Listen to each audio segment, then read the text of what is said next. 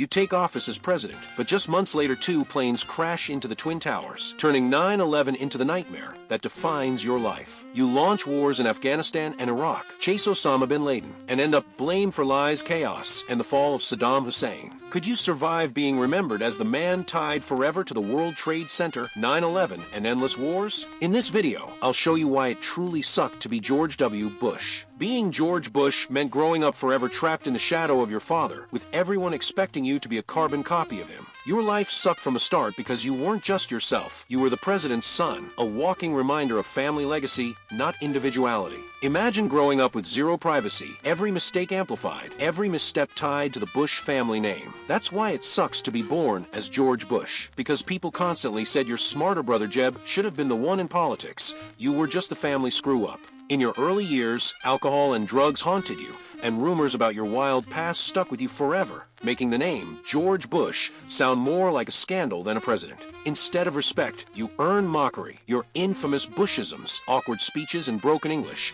made you the butt of every late-night joke in America. You failed early political campaigns, and every loss reminded you that nobody wanted you in office. You weren't a leader, just a rich kid with a famous dad. Becoming governor of Texas wasn't celebrated as your victory. It was written off as nepotism, proof that you couldn't win without the Bush machine propping him up. Your life as George Bush hit a peak of irony when you actually won the presidency in 2000. Not by popular vote, but by a Supreme Court decision that forever stained your legitimacy. Because when you finally sat in the Oval Office, the world already doubted you. And then 9/11 came crashing down with the Twin Towers plane crash. Sitting in a Florida classroom on September 11th, 2001, as 2 planes hit the Twin Towers, you froze, holding a children's book while the World Trade Center burned on live TV. That infamous image of you staring blankly during 9/11 became eternal proof that when America needed a leader, all it got was hesitation and silence. The Twin Towers plane crash didn't just kill thousands, it cemented your name forever as the president of 9/11, the face of tragedy rather than triumph. Because your presidency instantly turned into the war on terror, where Afghanistan swallowed American lives and money for decades. You sent troops into Afghanistan to capture Osama bin Laden, but he slipped away, hiding for years,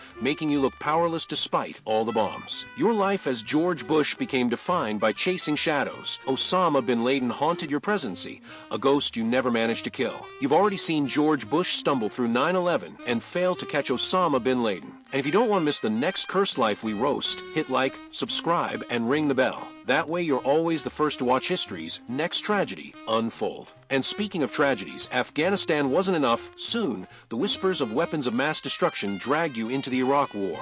Because you started the Iraq War on lies, bringing chaos, death, and destruction to millions of innocent civilians. Saddam Hussein fell quickly, but the power vacuum turned Iraq into a blood-soaked mess, leaving you branded as the man who broke a nation. The world called you a liar, America lost trust, and history wrote Iraq War next to your name, right beside 9/11 and Twin Towers. Even the United Nations stood against you, isolating you on the global stage, and making the Iraq invasion look more like a crime than a mission. Every American soldier who died in Iraq felt like blood on your hands, and the coffins kept piling up with no end in sight. Civilians in Baghdad suffered endless bombings, and instead of freedom, they got chaos, making you synonymous with destruction in the Middle East. Abu Ghraib prison photos exposed torture, turning Iraq War into a global disgrace, a stain on America's so-called mission of freedom. Afghanistan turned into a never-ending war, with the Taliban regrouping, proving that your victory speeches were nothing but hollow lies. Your mission accomplished banner became a global joke. The war had only just begun. Domestically, Hurricane Katrina struck, and your slow response showed that George Bush wasn't just failing abroad, he couldn't protect his own people.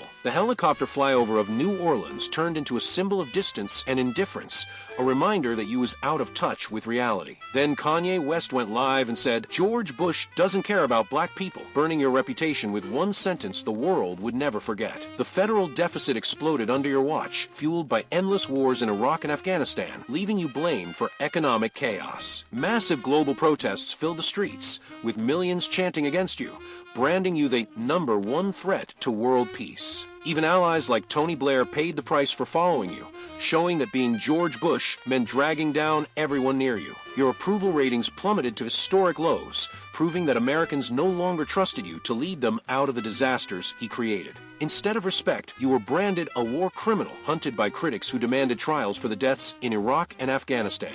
Your life turned into late-night comedy. Every mistake, every Bushism, replayed endlessly until your presidency looked like a bad joke. By 2007, the housing market cracked and the U.S. economy collapsed, meaning you would be remembered as the president of wars and recession. The financial crisis left millions unemployed and homeless, making your final years in office a brutal reminder of failure on every front. You didn't just fail on terrorism or war. You left America broke, broken, and divided. As you left office, Barack Obama inherited 2 wars, a ruined economy, and a shattered reputation, your goodbye gift to the world. Even Republicans try to distance themselves, burying George Bush's name like a curse no one wanted to carry into the next election. In history books, George Bush became shorthand for failure, tied forever to 9/11, the Iraq War, Afghanistan, and economic collapse. Your successes vanished, while your failures defined an entire era of American politics. Years later, Osama bin Laden was finally killed, but not by you. Obama got the glory, while you got only the humiliation. Your war on terror didn't end terrorism. It multiplied it, creating ISIS, a monster born from the ashes of your Iraq invasion.